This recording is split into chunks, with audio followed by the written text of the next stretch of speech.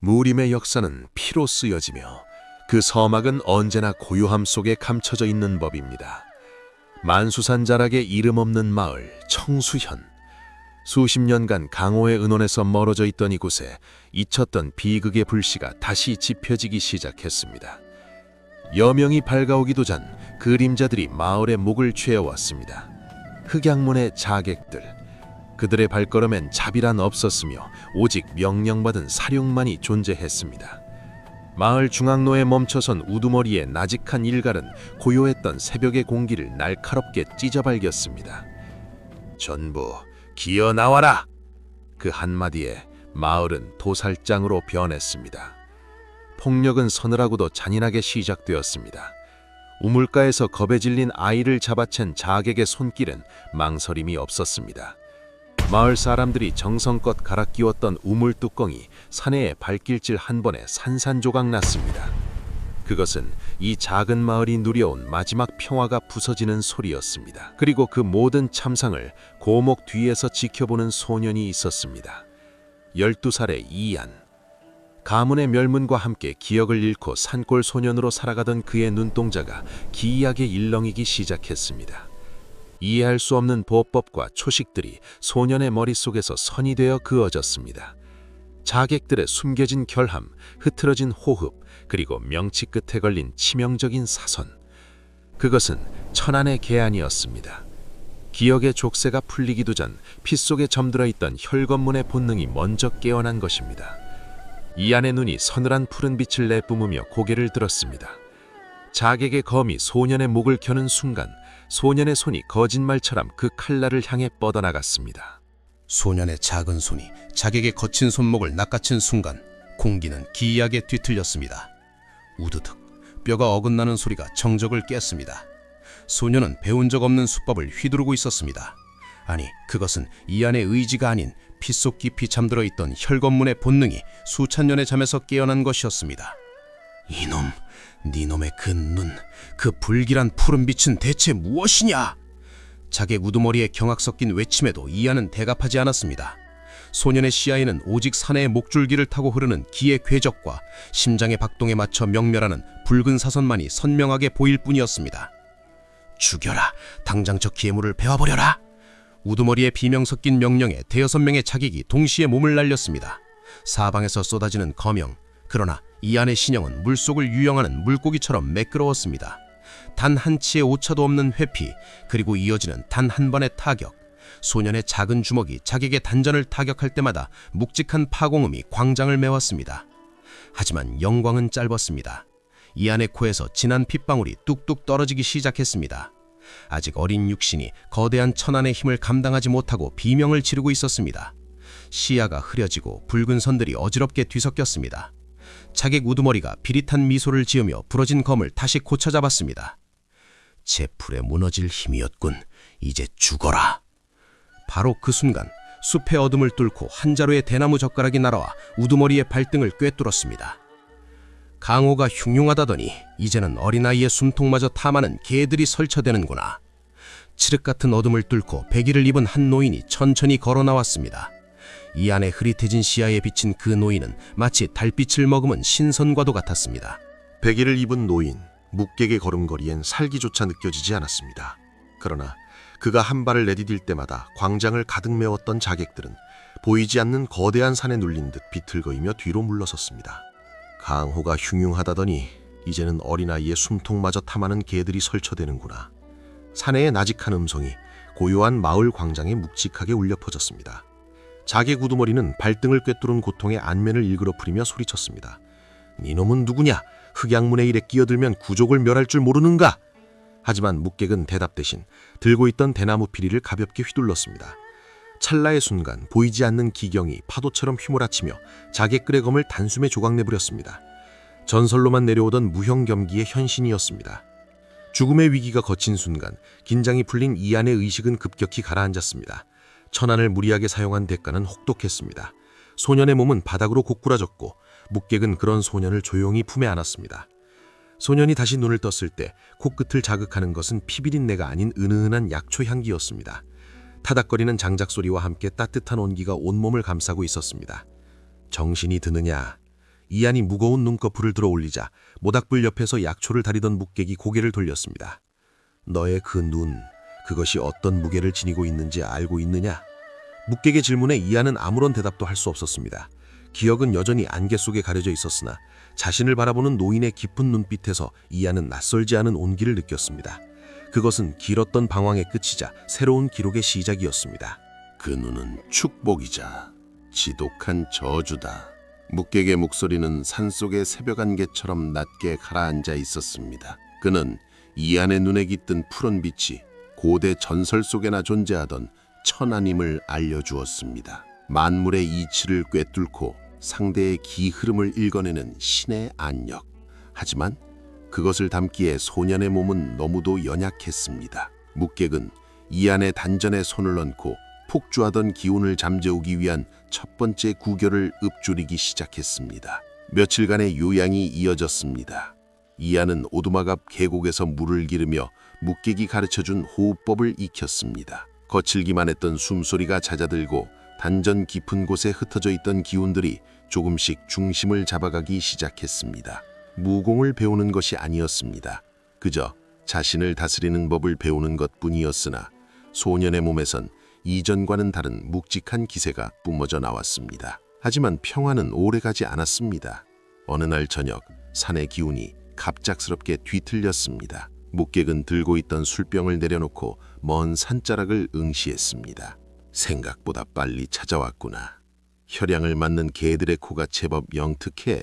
그의 말대로 숲의 어둠 속에서 수십 개의 서늘한 안광이 번뜩였습니다. 마을을 습격했던 자객들보다 훨씬 강력한 흑양문의 본진 소속 고수들이 오두막을 포위한 것입니다. 이안은 천천히 일어섰습니다. 아직 모든 기억이 돌아온 것은 아니었으나 저 어둠 속의 도살인자들이 자신의 가문을 멸문시킨 원수들과 괴를 같이 한다는 것만큼은 분명히 느낄 수 있었습니다. 이안의 눈이 다시 푸른 빛으로 일렁였습니다. 이번에는 이전처럼 위태롭지 않았습니다. 차갑고 깊고 그리고 정제된 안광이었습니다. 묵객은 대나무 피리를 손에 쥔 채 미소 지었습니다. 오늘 너의 기록에 첫 번째 승전을 남겨보겠느냐. 수십 자루의 검이 달빛을 받아 차갑게 빛나며 오두막으로 쇄도했습니다. 이안의 신형이 허공으로 솟구쳤습니다. 부러진 나무 막대 하나를 집어든 소년의 눈앞에 적들의 기 흐름이 거미줄처럼 선명하게 펼쳐졌습니다. 소년의 입술이 가볍게 열리면 나직한 일갈이 터져나왔습니다. 이것은 복수의 서막이자 강호를 뒤흔들 전설의 진정한 시작이었습니다. 달빛마저 숨죽였던 그날 밤의 승제는 소년에게는 영광이 아닌 생존을 위한 처절한 몸부림이었습니다. 묵객의 도움으로 흑양문의 보위망을 뚫고 산을 내려오는 길, 이안의 거친 숨소리가 새벽숲의 정적을 갈랐습니다. 뒤를 돌아볼 여유는 없었습니다. 놈들은 피냄새를 맡은 늑대처럼 끈질기게 쫓아오고 있었으니까요. 하지만 이안을 가장 괴롭히는 것은 추격자가 아니었습니다. 바로 자신의 눈, 천안이었습니다. 한 번 열린 눈은 닫힐 줄을 몰랐습니다. 바람에 흔들리는 나뭇잎의 인맥부터 발밑을 기어가는 벌레의 심장박동, 심지어 허공을 떠도는 먼지의 흐름까지 세상의 모든 정보가 시각적인 폭력이 되어 소년의 뇌를 찌르고 들어왔습니다.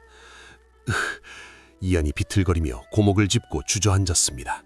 눈앞의 세상이 붉은 사선과 푸른 기류로 뒤엉켜 구토가 치밀어 올랐습니다.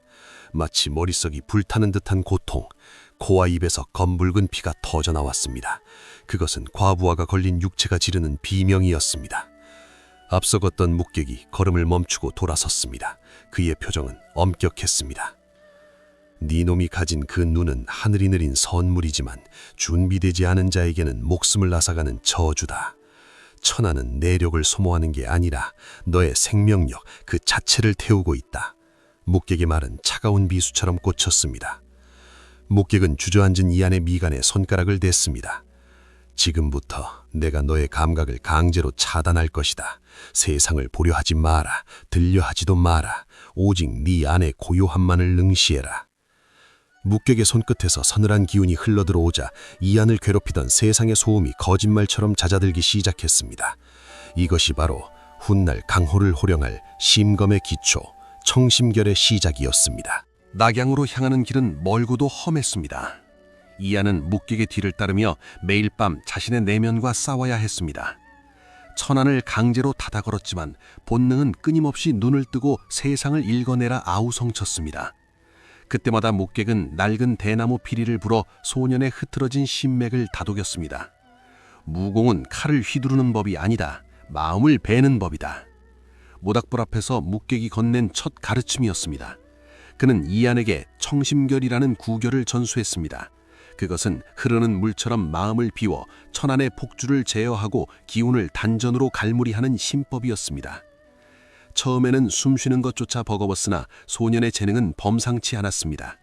이안이 가부좌를 틀고 호흡을 고르자 숲의 거친 바람 소리가 잦아들고 대지의 미세한 진동이 피부로 느껴지기 시작했습니다.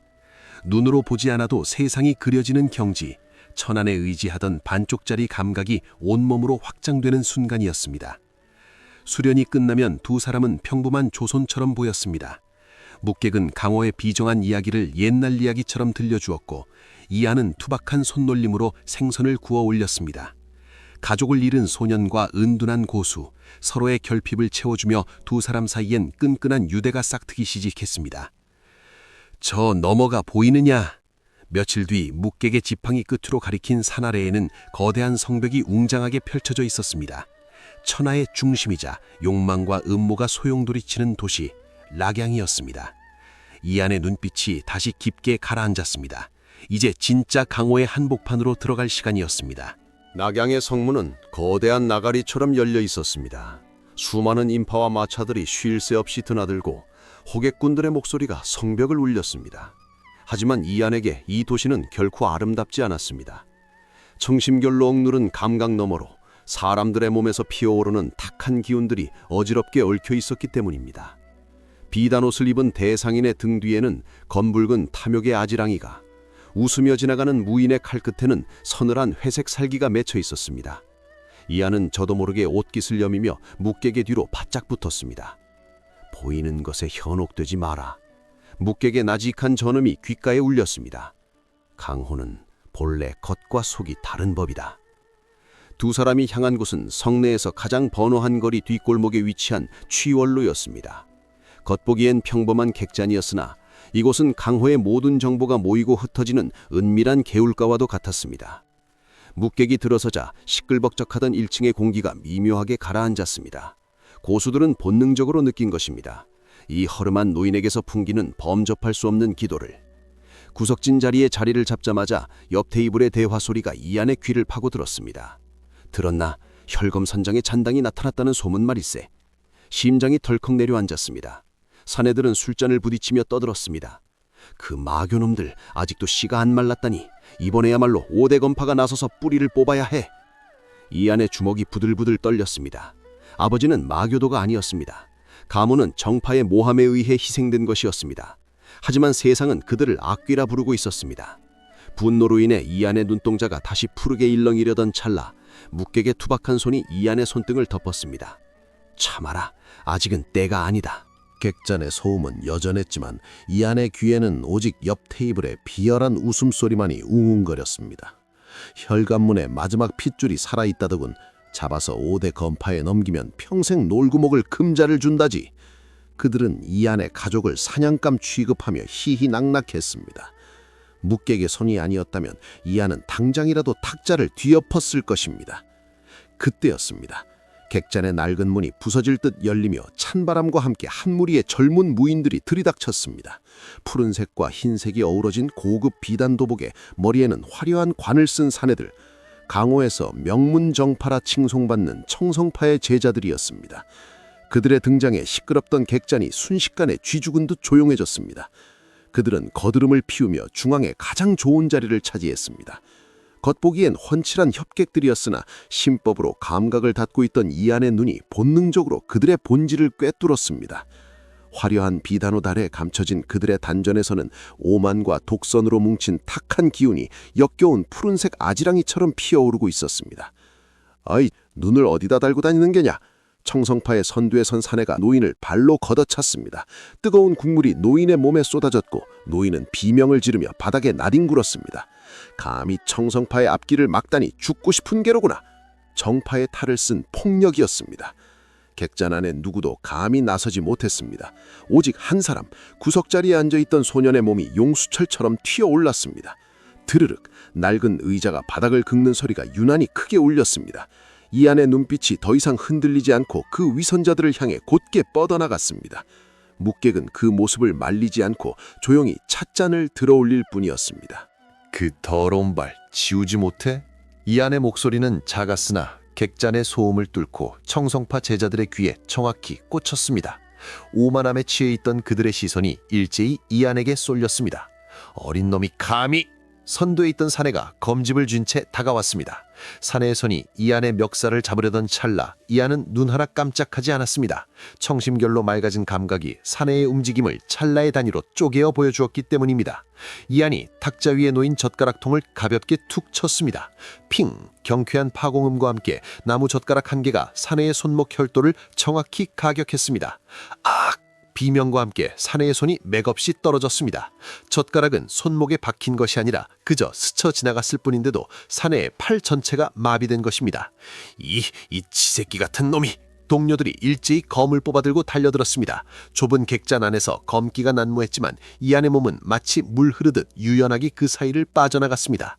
이안은 검을 쓰지 않았습니다. 날아오는 주먹을 찻잔으로 받아내고 내리찍는 검날을 의자로 비틀어 흘려보냈습니다.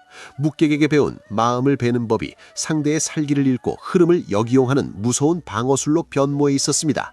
우당탕 순식간에 청성파 제자 셋이 제풀에 엉겨붙어 바닥으로 뒹굴었습니다.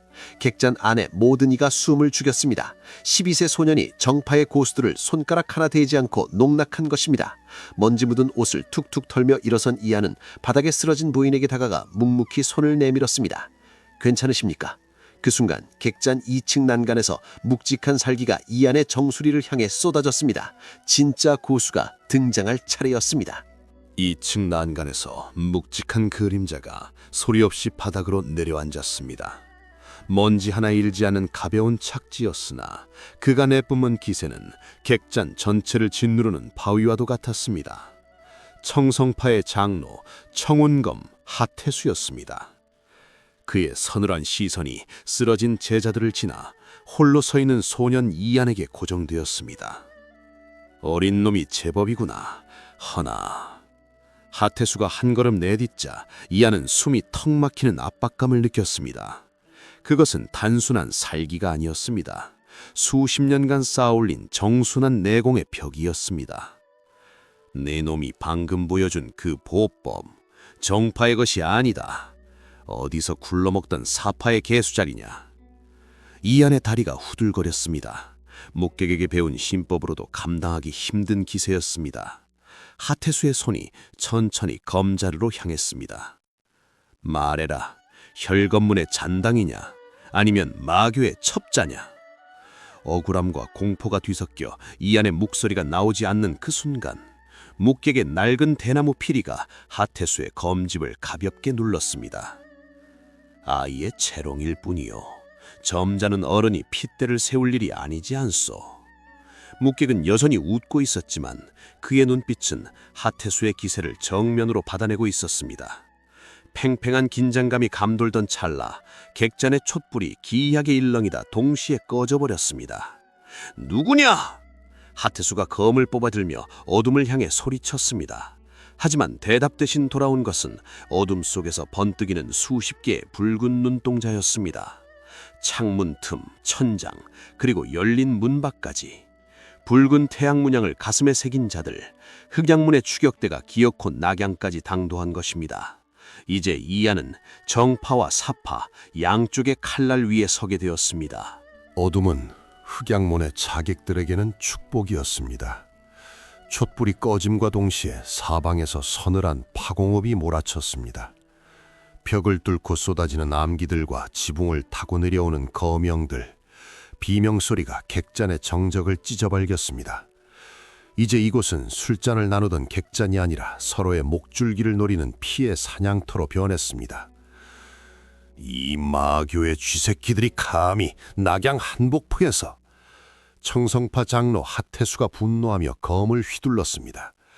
그의 검 끝에서 뿜어져 나온 푸른 검기가 어둠을 가르며 다가오는 자객들의 가슴을 꿰뚫었습니다. 정파의 장로다운 위엄이었으나 흑양문의 자객들은 죽음을 두려워하지 않는 기계처럼 계속해서 밀고 들어왔습니다. 이하는 눈을 감았습니다. 아니, 감을 수밖에 없었습니다. 묵객의 가르침대로 마음의 눈을 열자 어둠 속에서도 적들의 기운이 명확하게 읽히기 시작했습니다. 오른쪽에서 날아오는 비수, 머리 위에서 쏟아지는 자객의 검격, 이하는 단 한 자루의 무기도 없이 오직 흐름을 읽는 보법만으로 죽음의 소용돌이 중심에서 살아남고 있었습니다. 이한, 내 뒤를 놓치지 마라! 묵객의 외침과 함께 데레무 피리가 허공을 갈랐습니다. 피리 소리는 더 이상 아름다운 선율이 아니었습니다. 그것은 공기를 진동시켜 암기를 튕겨내고 적들의 고막을 터뜨리는 무시무시한 음공이었습니다. 묵객이 한 걸음을 내디딜 때마다 그를 가로막던 흑의의 자객들이 낙엽처럼 쓰러져 나갔습니다. 난전 중에 객잔의 등불이 쓰러지며 불길이 치솟기 시작했습니다. 타오르는 불꽃 사이로 새로운 그림자가 모습을 드러냈습니다. 흑양문의 상급 집행자, 은색 가면이 아닌 황금 가면을 쓴 사내였습니다. 그의 손에 들린 거대한 대검이 바닥을 긁으며 이안을 향해 다가왔습니다. 객잔의 붕괴와 함께 진짜 사투가 시작되려 하고 있었습니다. 황금 가면의 대검이 불타는 들보를 박살내며 이안의 머리 위로 쏟아졌습니다. 이안은 처안을 극도로 개방했습니다. 느려진 세상 속에서 대검의 궤적을 타고 흐르는 파괴적인 진동이 보였습니다. 소녀는 나뭇가지를 쥔 손에 기운을 실어 대검의 옆면을 가볍게 튕겨냈습니다. 정면으로 맞붙는 것이 아닌 흐름을 비트는 기술, 묵객이 가르친 마음을 베는 법의 실전 응용이었습니다. 이놈이! 황금 가면의 당혹감이 느껴지는 찰나 객잔의 지붕이 굉음과 함께 무너져 내렸습니다. 불길이 치솟아 모든 것을 삼키려 할 때 묵객이 이안의 뒷덜미를 낚아채 허공으로 솟구쳤습니다. 이안, 정신 차려라. 여기서 죽는 것은 너의 기록에 어울리지 않는다. 묵객은 무너지는 석가래를 딛고 화염을 뚫고 나갔습니다. 청성파 장로 하태수는 자객들에게 포위되어 비명을 지르는 제자들을 챙기느라 이안을 쫓을 여력이 없었습니다. 정파의 위선이 만든 틈은 소년에게 탈출의 기회가 되었습니다. 두 사람은 빗줄기가 쏟아지기 시작한 낙양의 지붕 위를 유영하듯 달렸습니다. 낙양 성벽 끝에 선 이안은 숨을 헐떡이며 불타는 객잔을 내려다보았습니다. 비에 젖은 흙발이 뺨에 달라붙고 왼쪽 눈가의 흉터가 차가운 빗물에 씻겨 내려갔습니다. 이제 소녀는 깨달았습니다. 강호는 선과 악이 나뉘는 곳이 아니라 오직 힘과 의지가 부딪히는 거대한 소용돌이임을. 사부님, 가야 할 곳이 정해졌습니다. 이안의 목소리는 더 이상 떨리지 않았습니다. 묵객은 인자한 미소 대신 진정한 무인을 바라보는 깊은 눈빛으로 고개를 끄덕였습니다. 두 사람의 그림자가 어둠 속으로 사라지며 소년의 일기장에는 새로운 장이 새겨졌습니다. 낙양의 소란을 뒤로하고 두 사람은 인적이 끊긴 천마산의 깊은 골짜기로 들어섰습니다. 험준한 산새와 맹수들 때문에 약초꾼들조차 발길을 끄는 금지의 땅. 하지만 이안의 발걸음에는 망설임이 없었습니다. 누가 알려주지 않았음에도 소년의 몸은 잊혀진 귀향길을 본능적으로 기억하고 있었습니다. 산 중턱에 이르자 짙은 안개 속에서 기이한 감각이 이안을 휘감았습니다. 이곳 낯설지가 않아요. 이안이 이끼 낀 거대한 바위를 손으로 쓸어내렸습니다. 천안을 통해 바위 너머에 희미하게 남아있는 10년 전 자신의 작은 손자국과 웃음소리의 파동이 느껴졌기 때문입니다. 행복했던 기억의 파편들이 안개를 뚫고 하나둘씩 떠올랐습니다. 묵객은 앞서가는 소년의 등을 말없이 바라보았습니다. 그는 길을 안내하지 않았습니다. 그저 소년이 스스로 감당해야 할 진실의 무게를 묵묵히 지켜볼 뿐이었습니다. 기억하느냐? 네가 돌아가야 할 곳을. 묵객의 나직한 물음에 이안은 천천히 고개를 끄덕였습니다. 가파른 절벽길을 돌아서자 숲이 거짓말처럼 갈라지며 거대한 분지가 나타났습니다. 그리고 그 한가운데 세월의 풍파를 이기지 못하고 무너져 내린 거대한 산장의 잔해들이 유령처럼 서 있었습니다. 한때 무림을 호령했던 혈검 산장이었습니다. 입구에 비스듬히 누워있는 현판에는 누군가 일부러 훼손한 듯 칼자국이 난무한 혈검이라는 두 글자가 간신히 남아 있었습니다. 10년 전에 그날 멈춰버린 시간. 무성한 잡초와 정막만이 이곳을 지키고 있었습니다. 이안의 발이 멈춰섰습니다. 그토록 그리워했던 집은 이제 거대한 무덤이 되어 그를 맞이하고 있었습니다. 삐걱거리는 소리와 함께 반쯤 부서진 대문을 넘어서자 잿빛으로 변해버린 연무장이 눈에 들어왔습니다. 수백 명의 문도들이 기합을 지르며 검을 휘두르던 곳. 하지만 지금은 이름 모를 잡초만이 무성하게 자라 그날의 함성을 대신하고 있었습니다. 이안은 홀린 듯 연무장 중앙으로 걸어갔습니다. 발밑에 채이는 기와 조각 하나, 검게 그을린 기둥 하나까지 모든 것이 낯익이면서도 낯설었습니다. 이곳에서 아버지가 검을 가르쳐 주셨어요. 이안의 손이 앙상하게 남은 훈련용 목인형을 스치듯 만졌습니다. 나무의 거친 질감이 손끝에 닿자 잊고 있었던 아버지의 따뜻했던 온기가 파도처럼 밀려왔습니다. 하지만 온기는 곧 서늘한 살기로 바뀌었습니다.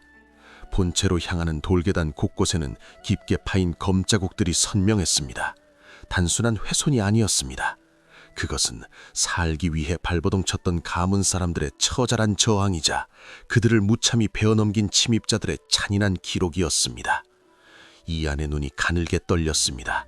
닫혀있던 천안이 의지와 상관없이 열리며 10년 전 그날 밤의 환영을 불러냈습니다.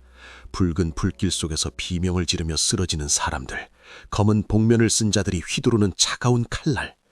안 돼! 이안은 머리를 감싸 쥐었습니다. 기억은 너무나도 생생한 고통이 되어 소년의 심장을 찔렀습니다. 비틀거리는 이안의 어깨를 잡아준 것은 묵객이었습니다. 똑똑히 보거라. 외면한다고 해서 없던 일이 되지는 않는다. 묵객의 단호한 목소리가 이안을 현실로 붙잡아 두었습니다.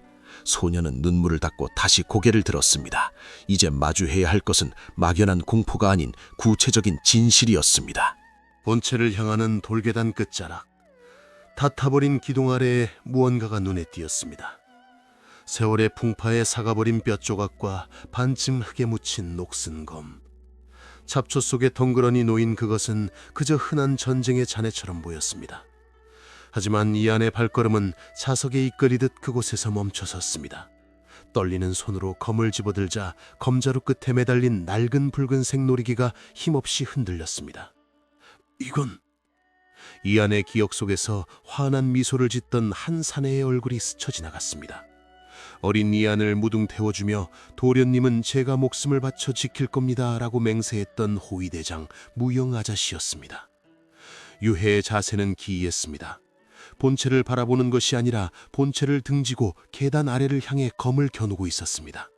죽는 그 순간까지 등 뒤로 도망치는 어린 주군을 위해 홀로 수십 명의 적을 막아내고 있었던 것입니다. 10년 전 불길 속에서 이안을 밀쳐내며 외쳤던 그의 마지막 목소리가 귓가에 생생하게 울렸습니다. 뒤돌아보지 말고 뛰십시오. 도련님은 살아남아야 합니다. 이안의 입에서 짐승 같은 울음이 터져나왔습니다. 10년 동안 가슴속에 꾹꾹 눌러왔던 그리움과 죄책감이 본물처럼 터졌습니다. 소년은 차가운 흙바닥에 무릎을 꿇고 충직했던 신하의 백골을 끌어안은 채 우열했습니다. 묵객은 소년의 어깨를 감싸지 않았습니다. 대신 조용히 허리를 굽혀 이름 없는 영웅의 유해 앞에 예를 갖추었습니다. 훌륭한 무인이었다. 그의 죽음이 헛되지 않게 하라. 묵객의 말은 위로가 아닌 다짐이었습니다. 이안은 눈물로 얼룩진 얼굴을 들었습니다. 슬픔은 이제 명확한 분노가 되어 소년의 눈동자를 더욱 푸르게 불태우고 있었습니다. 충복의 유해를 뒤로 하고 이안은 산장의 가장 깊숙한 곳인 장서각으로 향했습니다. 한때 수만 관의 비급과 서책이 꽂혀있던 곳이었으나 지금은 불에 타 검게 그을린 책장들과 찢겨나간 종이들만이 바람에 나뒹굴고 있었습니다. 분명 이곳 어딘가 있다고 했어요. 이안은 눈을 감고 천안을 개방했습니다. 폐허가 된 현실의 풍경 위로 푸른색 기의 흐름이 덧입혀졌습니다. 무너진 기둥, 깨진 기와 사이를 흐르던 기운들이 바닥의 특정 지점에서 기이하게 맴돌고 있었습니다. 10년 전 침입자들은 결코 볼 수 없었던 오직 혈검문의 핏줄에게만 보이는 길이었습니다. 이안이 멈춰 선 곳은 서재 중앙에 태극 문양이 새겨진 낡은 석판 위였습니다. 겉보기엔 평범한 돌이었으나 이안의 눈에는 그 아래 복잡하게 얽힌 붉은색 봉인진이 선명하게 보였습니다. 피가 필요해. 이안은 주저없이 품에서 녹슨 단검을 꺼내 자신의 손바닥을 그었습니다. 뚝뚝 선열이 석판의 틈새로 스며들자 죽어있던 문양이 붉게 빛나기 시작했습니다. 쿠구구궁 묵직한 진동과 함께 먼지가 피어올랐습니다. 10년의 침묵을 깨고 석판이 서서히 갈라지며 지하로 이어지는 어두운 계단이 입을 벌렸습니다. 그 누구도 찾지 못한 문을 네가 열었구나. 뒤에서 지켜보던 묵객이 나직이 감탄했습니다.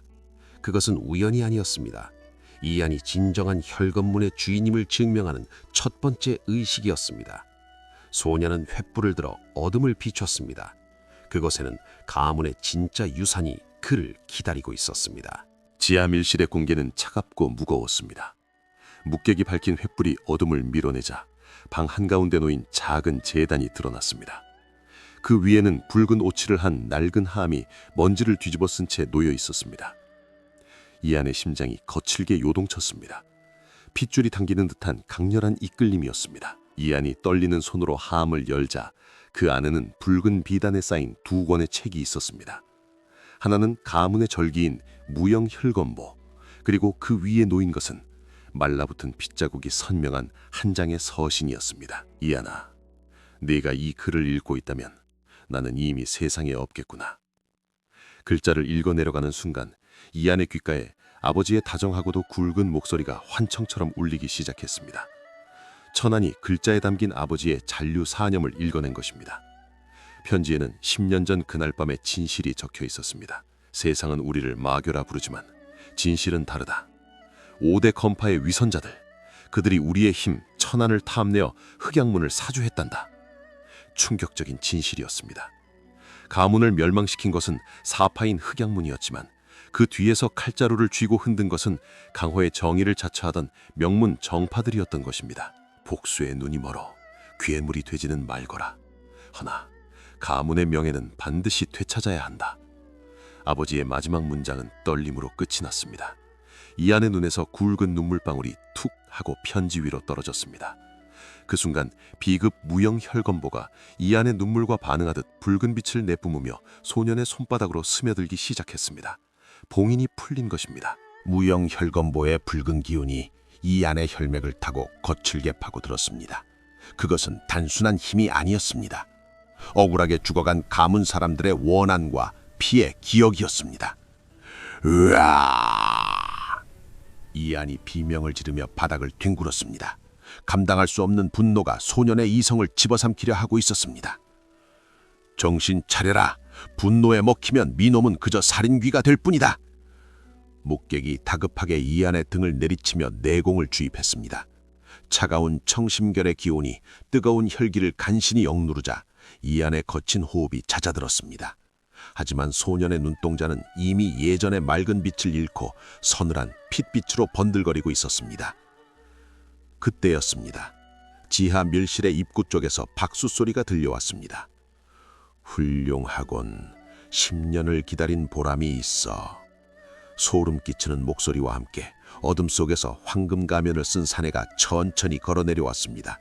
2부 객잔에서 마주쳤던 그자, 흑양문의 부주였습니다. 우리가 왜 너를 여기까지 살려보냈는지 아느냐? 혈검문의 봉인은 오직 그 핏줄만이 풀 수 있으니까. 모든 것이 함정이었습니다. 흑양문은 이안을 추격한 것이 아니라 그가 비급을 찾아낼 때까지 모리사냥을 하듯 유도한 것입니다. 이안의 손에 들린 비급을 바라보는 황금 가면의 눈이 탐욕으로 번들거리고 있었습니다. 이제 그 책을 넘기고 편히 쉬거라. 황금 가면의 신호와 함께 산장 밖에서 수백 개의 횃불이 동시에 켜졌습니다. 지하 밀실의 작은 창을 통해 들어오는 불빛이 밤하늘을 대낮처럼 밝혔습니다. 흑양문의 병력으로 뒤덮였습니다. 완벽한 포위, 도망칠 곳은 없었습니다. 이 책을 넘기면 목숨만은 살려주마. 황금 가면의 제안은 달콤했으나 그 뒤에 숨겨진 살기는 섬뜩했습니다. 이안은 붉게 빛나는 비겁을 품에 안고 뒷걸음질 쳤습니다. 다리가 풀려 제대로 서 있기도 힘들었습니다. 밖에서 타오르는 수백 개의 횃불이 독사처럼 지하밀실을 노려보고 있었습니다. 그때 묵객이 이안의 앞을 가로막았습니다. 그의 낡은 백색 장포가 내공의 파동으로 크게 부풀어 올랐습니다. 이안, 저쪽 벽을 보거라. 미세하게 바람이 들어오고 있다. 산 뒤편으로 나가는 비상통로다. 묵객의 목소리는 다급했지만 침착했습니다. 사부님은요? 이안의 물음에 묵객은 대답 대신 대나무 피리를 허리춤에 꽂고 바닥에 떨어진 낡은 검, 무영의 검을 집어들었습니다. 늙은이의 목숨은 걸음이 될 뿐이나 너의 기록은 이제 시작이다. 살아서 반드시 기록해라. 강호의 진실을. 쾅! 황금 가면이 검을 휘두르자 입구의 돌계단이 박살났습니다. 그 틈을 타 묵객이 이안을 비상통로 안쪽으로 거칠게 떠밀었습니다. 가라! 뒤돌아보지 말고 뛰어라! 묵객이 검을 휘두르자 통로의 입구가 무너져 내리며 이안과 묵객 사이를 가로막았습니다.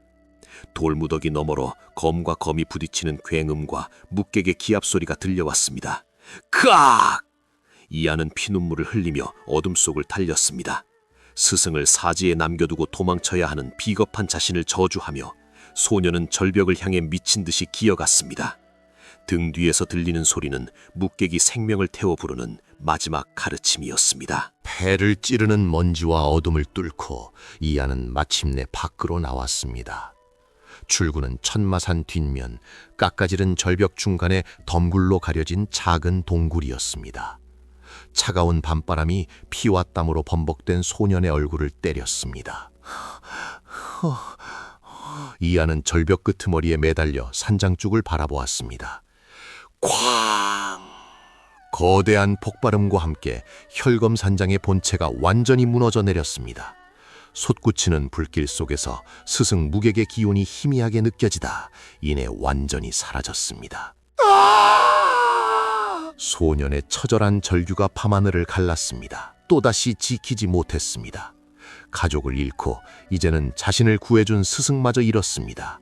이안은 품에 안은 무형 혈검부를 으스러지도록 꽉 쥐었습니다.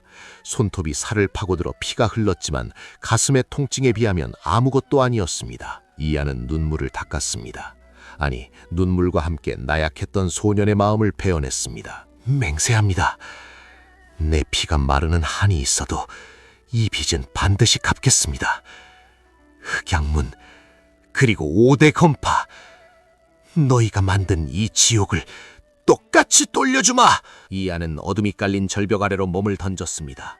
더 이상 도망자가 아니었습니다. 복수를 위해, 그리고 잃어버린 모든 것을 되찾기 위해 스스로 지옥으로 걸어들어가는 수라의 뒷모습이었습니다. 그리고 10년 후 강호에는 피의 그림자라 불리는 한 명의 고수가 나타나 무림을 뒤흔들기 시작합니다.